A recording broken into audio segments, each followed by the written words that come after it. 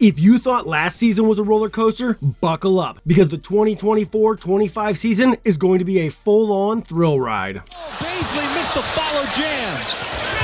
Shea Hill take it up. We're about to break down the teams that'll have you on the edge of your seat, shouting at your TV, and texting your friends in all caps. From rebuild miracles to potential dynasties, these are the stories you need to know. Let's dive in. Let's start with the Atlanta Hawks, a team that's found itself at an interesting crossroads. The Hawks have been struggling to find the right formula for success, and this season could be pivotal for them. One of the most intriguing aspects of the Hawks is their lineup versatility. Head coach Quinn Snyder has a variety of pieces to work with, and how he uses them could make or break the team's season. Players like Onyeka Okongwu, Jalen Johnson, and Larry Nance Jr. give the Hawks the ability to go small without sacrificing much in terms of how they operate on the court. The addition of Zachary Richichet, the #1 pick in the draft, adds another layer of intrigue. One lineup that could be particularly interesting to watch is Trae Young alongside Dyson Daniels, Jalen Johnson, Zachary Richichet, and Larry Nance Jr.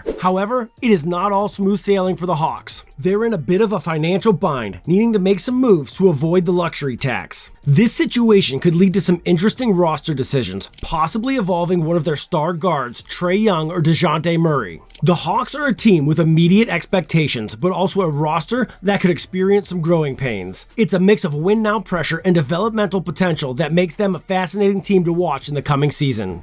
Jalen drives it. Oh, reverse windmill. Moving on to a team that needs no introduction, the Boston Celtics. Fresh off of their 18th championship, the Celtics are entering the season as the favorites to repeat, and for good reason. The Celtics core is locked and ready to go. Their top 7 players are all under contract. This continuity gives them a significant advantage over many of their competitors. Now, some might point to Kristaps Porzingis' injury as a cause for concern. The big man is expected to miss the start of the season and might not return until around Christmas. However, the Celtics have shown that they can thrive even without Porzingis. Last season, they outscored opponents by more than 10 points per 100 possessions when he wasn't on the floor. The absence of Porzingis will likely increase the workload for 38-year-old Al Horford, but the Celtics have proven they can manage their veterans' minutes effectively. In fact, their net rating actually improved when both Porzingis and Horford were off the floor last season. Unless you believe that Jason Tatum will be irreparably fatigued from his stint with Team USA, which seems unlikely, there's no reason to doubt the Celtics' status as the team to beat. Their combination of star power, depth, and championship experience makes them a formidable force and a must-watch team for the upcoming season. Now, let's talk about a team in a very different situation, the Brooklyn Nets. After trading away Mikal Bridges to the New York Knicks and regaining control of their next 2 first-round picks,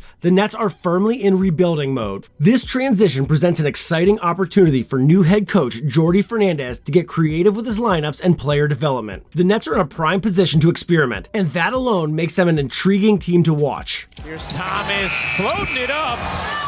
Doesn't get the roll. Simmons is there for the tip. One player to keep an eye on is Cam Thomas. Will he lead the league in usage rate now that he's one of the primary offensive options? How will Nick Claxton's game evolve? Could we see him running inverted pick and rolls or forming an intriguing front court duo with Noah Clowney? Then there's the Ben Simmons situation. If he's healthy, will the Nets give him free reign in lineups surrounded by 4 shooters? This could lead to some fascinating offensive combinations. While the Nets might not be competing for a championship this season, they're definitely a team to watch for those interested in player development and creative lineup combinations. Plus, with several valuable trade assets on the roster, they could be major players in the trade market as contenders look to bolster their squads. Let's turn our attention to the defending champions from 2 seasons ago, the Denver Nuggets. While they faced a disappointing exit in the second round of the playoffs last season, they're still very much a team to watch. The departure of Kentavious Caldwell-Pope in free agency has raised some eyebrows, and rightfully so. KCP was a key contributor to their championship run, and his loss will be felt. However, it would be a mistake to write off the Nuggets entirely. At the heart of their continued relevance is, of course, Nikola Jokic, arguably the best player in the world. Surrounding Jokic with Jamal Murray, Aaron Gordon, and Michael Porter Jr. gives the Nuggets a core that can compete with anyone in the league. During the regular season, lineups featuring these 4 players without Caldwell Pope still outscored opponents by an impressive 14.5 points per 100 possessions. While the sample size is small, it is an encouraging sign. The Nuggets will be relying on internal development to fill the void left by KCP. Defensively, the Nuggets might actually improve. Just need to protect the basketball. The real questions come on the offensive end, where they'll need their young players to step up and provide the spacing and secondary creation that Caldwell Pope offered. While there are certainly questions about their depth, the Nuggets starting lineup remains one of the best in the league. How they manage to supplement their star-studded core will be a key storyline to follow throughout the season. The Los Angeles Clippers are another team that demands our attention, albeit for different reasons than in recent years. The departure of Paul George marks the end of an era, but it doesn't necessarily spell doom for the Clippers. In fact, this iteration of the Clippers could be one of the most formidable defensive teams in the league. It all starts with Kawhi Leonard, who continues to be an elite defender when healthy. The additions of Derrick Jones Jr. and Chris Dunn provide the Clippers with 2 more tenacious defenders who ranked in the top 25 of matchup difficulty last season. The return of Nicholas Batum also bolsters their defense capabilities. Don't forget about Ivica Zubac either. He's one of the most undervalued rim protectors in the game, limiting opponents to just 49.6% shooting at the rim last season, the best mark among players who challenged at least 100 point-blank looks. With this defensive core, the Clippers have a real shot at fielding a top 7 defense, if not better. How this defense identity meshes with their offensive approach will be fascinating to watch. Harden's on the break, back to Zoo. Oh, my goodness! Speaking of offense, Leonard will likely need to shoulder an even heavier load on that end without George. How he manages this increased responsibility and how the team's role players step up to support him will be crucial in the Clippers' success. The purple and gold are always in the spotlight, and with LeBron James and Anthony Davis leading the charge, they'll be a team to watch, no question. But here's the thing, after an offseason full of questions, many are left wondering if the Lakers have done enough to stay competitive in a stacked Western Conference. The hiring of JJ Redick as head coach is an intriguing move that could pay dividends. Redick's basketball IQ and modern approach to the game could help maximize the talents of the Lakers roster. How he manages the egos and the minutes of his star players will be a key storyline to follow. On the court, the Lakers have shown flashes of brilliance. Lineups featuring James, Davis, Austin Reeves, and Rui Hachimura outscored opponents by 7.3 points per 100 possessions last season, with an offensive rating in the 89th percentile. The potential is clearly there. While their offseason moves, or lack thereof, have been questionable, it's worth noting that the Lakers' front office has shown a willingness to make mid-season moves. With tradable contracts and future draft picks at their disposal, they could be players in the trade market if the right opportunity arises.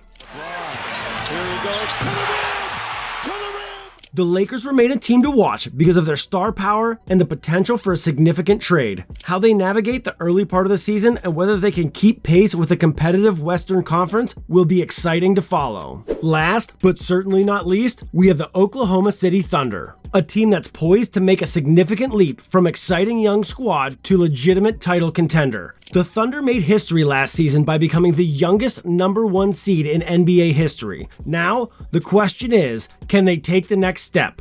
General manager Sam Presti has positioned the team beautifully, with a combination of young talent, veteran leadership, and a war chest of future draft picks. What makes the Thunder particularly exciting is their depth and versatility. A potential starting lineup of Shai Gilgeous-Alexander, Lou Dort, Jalen Williams, Chet Holmgren, and newcomer Isaiah Hartenstein addresses many of the rebounding and size issues that plagued the team in the playoffs last season. The addition of Hartenstein is particularly noteworthy. He provides the size, physicality, and rebounding that the Thunder lacked, while also offering some playmaking ability from the center position.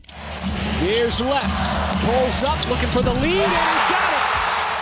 But it's not just about the starters. The Thunder's bench, featuring players like Isaiah Joe, Aaron Wiggins, and Alex Caruso, provides shooting, defense, and versatility. The continued development of players like Cason Wallace will only add to their depth. One potential area of concern is secondary creation, especially in playoff situations where defenses tighten up. However, the continued growth of Jalen Williams and Chet Holmgren could alleviate these concerns. Both players have shown the potential to create their own shots and facilitate for others. Moreover, with their abundance of assets, the Thunder have the flexibility to make a move if they identify a need. This combination of current talent and future flexibility makes them not just a team to watch this season, but potentially for years to come. But hey, that's just my take. We want to hear from you. Which team are you most excited about? Do you think we missed any potential dark horses? Drop your thoughts in the comments below. And if you enjoyed this deep dive, don't forget to hit that subscribe button. We're always breaking down the biggest stories and trends in the NBA, and you won't want to miss our future videos. And hey, while you're at it, smash that bell icon too. That way you'll be notified as soon as we drop new content. Trust me, with how quickly things change in the NBA, you'll want to stay up to date.